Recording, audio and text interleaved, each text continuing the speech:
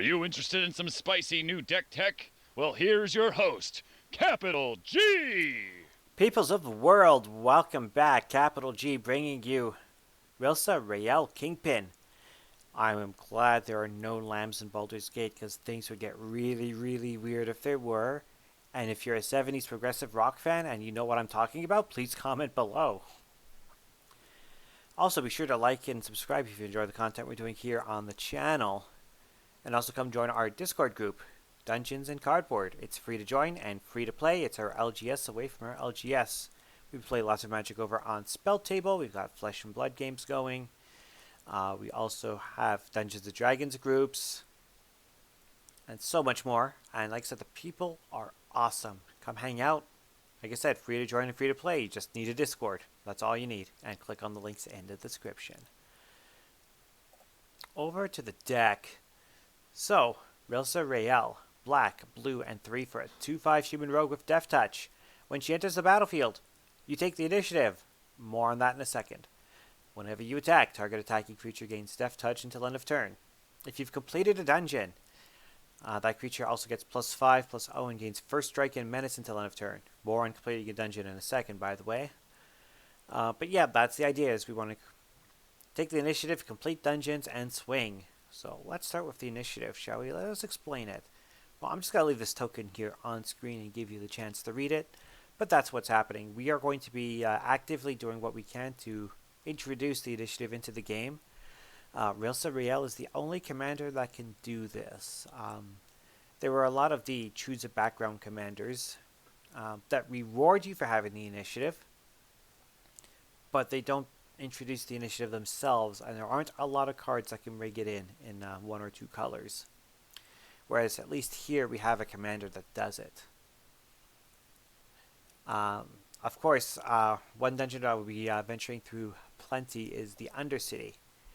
The initiative is the only way to enter this dungeon. Dungeons were first introduced in the Adventures in the Forgotten Realms set last year, and can be entered by any card. So long as you weren't already in a dungeon, you can play any card that uses the words venture into the dungeon, and then choose one of the 3 other dungeons that exist. Whereas Undercity can only be accessed with the initiative. But regardless, once you're in a dungeon, the initiative lets you travel through it regardless of which one you are in. And vice versa. If you play a creature and it says venture into the dungeon, if you're already in Undercity, well, you continue to progress through Undercity. So, we'll be doing a lot of dungeon delving in this set. A reminder as to what the other dungeons are. We have the Dungeon of the Mad Mage, the Lost Mine of Pandalvir, and the Tomb of Annihilation. Alright, let us talk about our artifact suite. Starting with the Arcane Signet, of course, getting the reprint in Baldur's Gate, so there's lots of copies of this floating around now. The Charcoal Diamond also getting a reprint. Like, the full color art is nice and all, but I really love the alternate treatments of the diamonds in this set. They look sweet. The Dimir Signet, dungeon map. Not only is this a mana rock, but we can, if we don't want to spend the mana on anything, we can just dump mana into this thing to venture into the dungeon.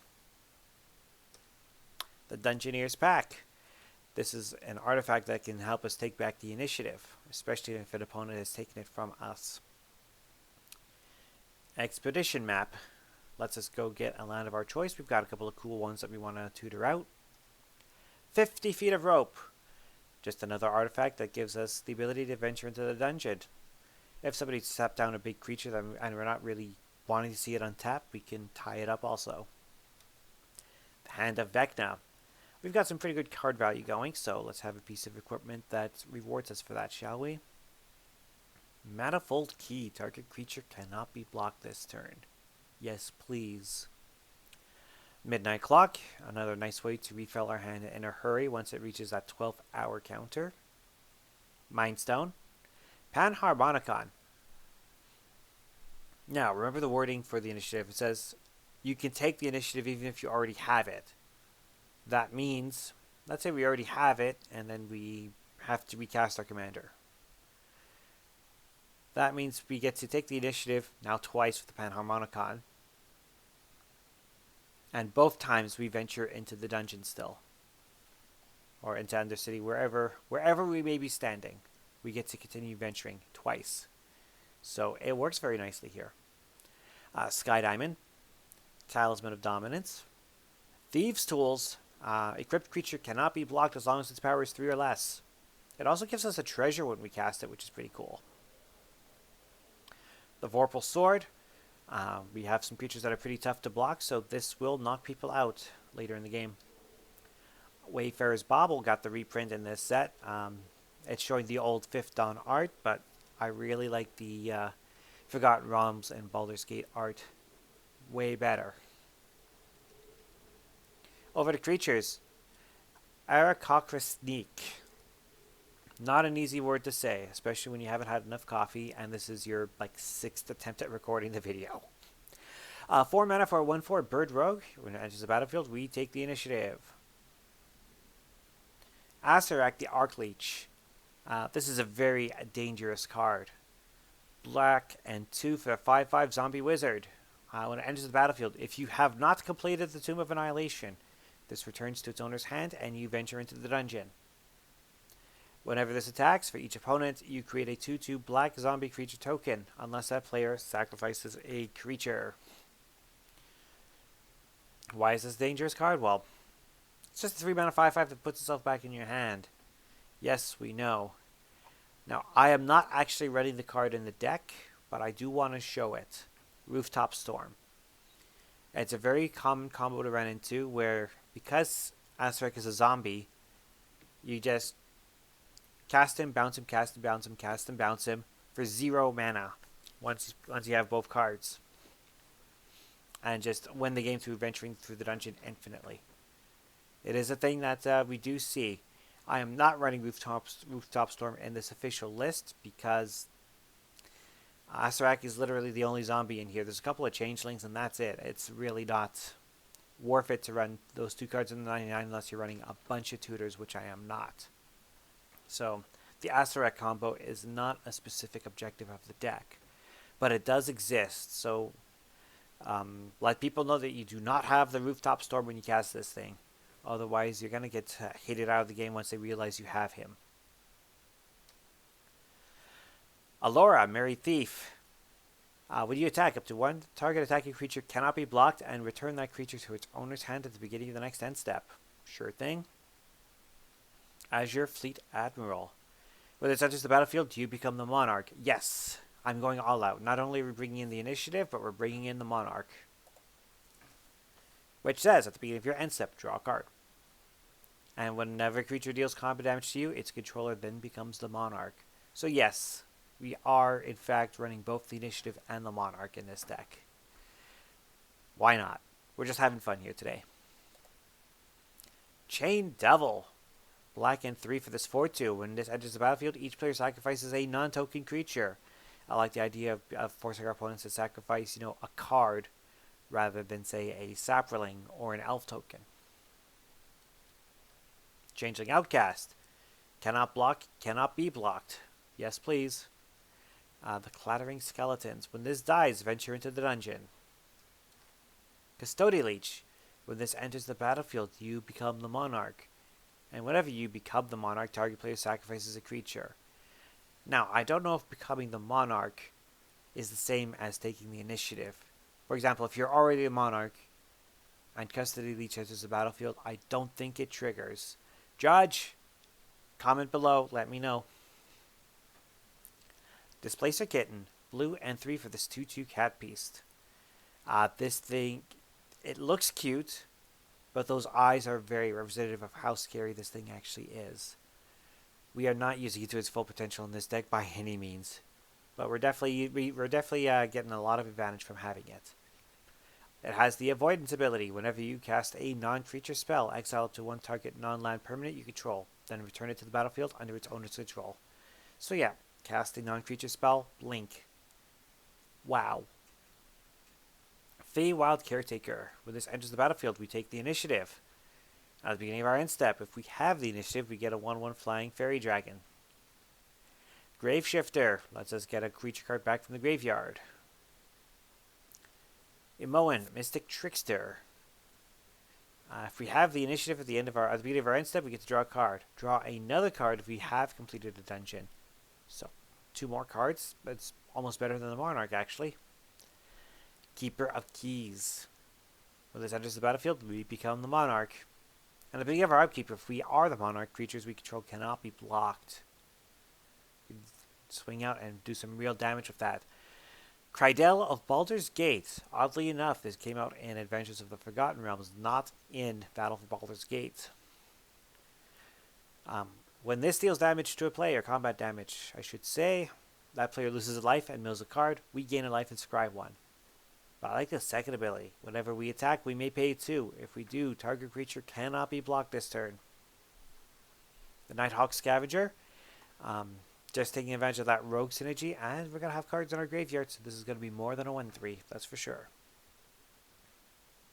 Passageway Seer has lifelink. It helps us take the initiative, and at the beginning of our end step, if we have the initiative, it gets bigger. Phantom Ninja cannot be blocked. Phantom Warrior cannot be blocked. Ravenloft Adventurer lets us take the initiative. If a creature an opponent controls would die, instead exile it and put a hit counter on it. Note that word instead. We had a debate as to how dice triggers worked in a video I did on Miracle. And this is the key difference. If it says instead, it means that creature never makes it to the graveyard. If a creature an opponent controls would die, instead exile it means the creature does not make it to the graveyard, does not trigger a dice trigger. So that's super important and very powerful, in fact.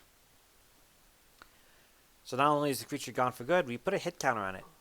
And then whenever this attacks, if we've completed a dungeon, defending player loses a life for each card they own in exile with a hit counter on it. So definitely hitting for more than 3 each time. Safina had 3/2 with menace at the beginning of our end step. If we have the initiative, create a treasure token. Create 3 of those tokens if we've completed a dungeon. Secret Door. 0/4 Defender for a single blue. And then for 5 mana, venture into the dungeon. It doesn't tap, which means if we end up in a longer game and we have excess mana, we can venture multiple times. Shortcut Seeker. When this deals combat damage to a player, venture into the dungeon. Thorn of the Black Rose. It gets us the Monarch. It's also our 1/3 with Death Touch. Tomb of Horrors Adventurer. 6 mana is a little pricey, but it's a 4/4, which is pretty beefy. When it enters the battlefield, we get the initiative. And whenever we cast our second spell each turn, copy it. If we've completed a dungeon, copy that spell twice. That is a pretty sweet payoff. And yes, we can copy permanent spells, which means when those resolve, they come in as token copies of the original. Underdark Explorer. When this enters the battlefield, we take the initiative. And yes, my nose is itchy. I'm not sure why. Val, Candlekeep Researcher. Just done a commander deck on her. She's very powerful, in fact. The fact that she taps for a number of generic equal to her toughness is pretty sweet. Also has Vigilance, making her a pretty effective attacker when you have a chance to chip in. And we do have some activated abilities that are a little pricey, and she helps us a lot with that. Vicious Battle Rager. When this enters the battlefield, we get to take the initiative. And whenever this becomes blocked by a creature, that creature's controller loses 5 life. Yangti Fangblade. When this deals combat damage to a player, venture into the dungeon. It also has Death Touch. Yangti Malison. I'm assuming it's Malison? It looks like it's pronounced Malison. Anyways, blue 1 for this Snake Rogue with a 2/1. Cannot be blocked as long as it's attacking alone. And whenever this deals combat damage to a player, venture into the dungeon. And lastly, a Zombie Ogre. At the beginning of our end step, if a creature died this turn, venture into the dungeon. Sweet stuff. Over to our enchantments, the ones we are actually running. We're running the Court of Ambition, black, and 2. When this enters the battlefield, we become the Monarch, and at the beginning of our upkeep, each opponent loses 3 life unless they discard a card. If we are the Monarch, instead they lose 6 life unless they discard 2 cards. This is not a nice card. You'll probably get hated out, so be sure you're ready to take on all comers when you cast this. Court of Cunning, fairly similar in that regard. Blue, blue, and 1. Beginning of our upkeep. Any number of target players each mill 2 cards. If you're the Monarch, those players instead mill 10. So obviously be careful on who you use this on, but the nice thing is you can pick and choose who gets milled. So if there's a Mildrell player at the table, for example, don't mill them. You don't have to. You're under no obligation. Dungeon Delver. Legendary enchantment background. Commander creatures you own have, quote, room abilities of dungeons you own trigger an additional time. Now, just a quick aside on the backgrounds in the 99. If you're going to run them, you better make them count, because they do nothing unless you have your commander in play. And even then, the other thing you have to be careful of is the fact that if your opponents steal your commander and you have a background out, that commander still has the ability granted from the enchantment. So, be careful of these things when you decide to throw backgrounds in. You better make sure the background does something really, really sweet. And in this case it does, which is why I am going to run this in the 99. Even if it's a do-nothing enchantment. Like, once it starts doing stuff, oh, the value. The value. Fall from Favor. Blue and 2. It's an enchanted creature, and when it enters the battlefield, tap enchanted creature and you become the Monarch. The enchanted creature does not untap unless that player is the Monarch, so they have to take the Monarch from you and begin their turn with it in order to untap their creature. Fly. This is a cool aura. 1 blue. Enchanted creature has flying, and whenever this deals combat damage to a player, venture into the dungeon. Pretty sweet. And Marchesa's decree. Sorry, not her degree, but her decree. Black and 3. When this enters the battlefield, you become the Monarch. And then whenever a creature attacks you or a planeswalker you control, that player's controller loses 1 life. I should add this to my Ishin deck, honestly. I don't have a copy of this in real life, so I gotta go scoop that up. Moving on to our instance. Contact Other Plane. Just a flavor add to help us draw some cards. Elminster Simulacrum. I thought this was a really cool card, so I just tossed it in for fun. Blue, blue, and 4, and for each opponent we create a token. That's a copy of the 1 target creature that player controls. Power Word Kill. Destroys a non-angel, non-demon, non-devil, non-dragon. Again, just a flavor add here. There's way too many angels, demons, and dragons to make this that good of a card, shall we say, but there's enough decks that do not run these creatures that make it effective still. Resculpt.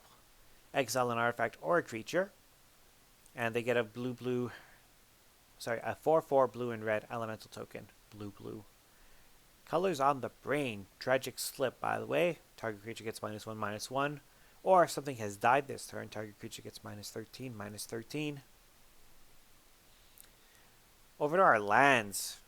35 of those, including the Clearwater Pathway, which you may instead play as a Murkwater Pathway, depending on which color of mana you want. The Command Tower. Dungeon Descent. This enters the battlefield tapped, but it gives us a mana dump. We can pay our mana into it to venture into the dungeon. Gyre Reach Sanitarium. Each player draws, then discards a card. Hall of Storm Giants, a 7/7, just kind of sitting there in our mana base, ready whenever we need it. Hive of the Eye Tyrant, a 3/3 Beholder with Menace, and whenever this creature attacks, exile target card from defending player's graveyard. Again, a man land in our mana base when we need it. Ice Tunnel, 10 islands. Mikakoro, each player draws a card. Morphic Pool, good to see the battle lands back. I finally pulled my first battle land, actually. I did not get any from Battle Bond. I did not get any from Commander Legends. But I finally have one now. It wasn't Morphic Pool, it was the black and red one. I forget the name offhand. Mutavault, another creature in our back pocket. Path of Ancestry, we're running a lot of humans and rogues, so we're definitely going to get a lot of free scries off of this. Reflecting Pool. Rogue's Passage, again makes a creature unblockable, always a good thing for us. 10 Swamps. Throne of the High City. we can pay 4 tap and sack this to become the Monarch. And the War Room. 3 tap, pay life equal to the number of colors on our commander's identity, so 2 life. So 3 mana and 2 life to draw a card. Just a half a dozen sorceries to round things out. Blood Money. 7 mana, destroy all creatures. That's a pretty high price, but for each non-token creature destroyed this way, we create a tapped treasure. We're going to get that mana back. Fate's Reversal. For 2 mana, we get to bring a creature card back from our graveyard to our hand and venture into the dungeon. Feed the Swarm, great kill spell. Yes, it's sorcery speed, but it hits a creature or an enchantment. Enchantments are something that neither blue nor black are usually very good at dealing with, so there you go. Vile Duplication. I am not saying the name, so I'm just saying Vile Duplication. For 4 mana, create a token that's a copy of a creature you control, except it has flying and it is not legendary if the creature was legendary. Miracle's Edict. Roll a d20, and at least one thing dies no matter what the result is. And we're going to wrap it up with Raven Form. Exile an artifact or a creature, and its controller gets a 1/1 bird. And that brings us to the end of this deck tech. Rilsa, Rael, Kingpin. So for those that did not get the joke at the beginning of the video, I'll tell you what it is. So if you already know it, pause the video, comment now. If you don't know the joke, I am referencing the Genesis album, The Lamb Lies Down on Broadway. It features a character called Rael. And that's where my little comment at the very beginning came from. But still, this is going to be a fun little deck to run. I'm just starting to gather the cards for it as we speak. Just a different take on Dimir. I was thinking of adding maybe a few cards that provide trample, because that interaction between trample and death touch is always pretty sweet. Although I find it always confuses players no matter how many times you explain it at the spell table. So just one of those things to be careful of, I guess. But that's enough ranting from me. Hope you all got some great pulls over the weekend. The set is officially out since this past Friday. And I found that the set boosters are pretty rewarding, very lopsided towards legendary creatures and backgrounds, and not enough lands. I've opened a box and a half so far, and only pulled 4 total non-basics.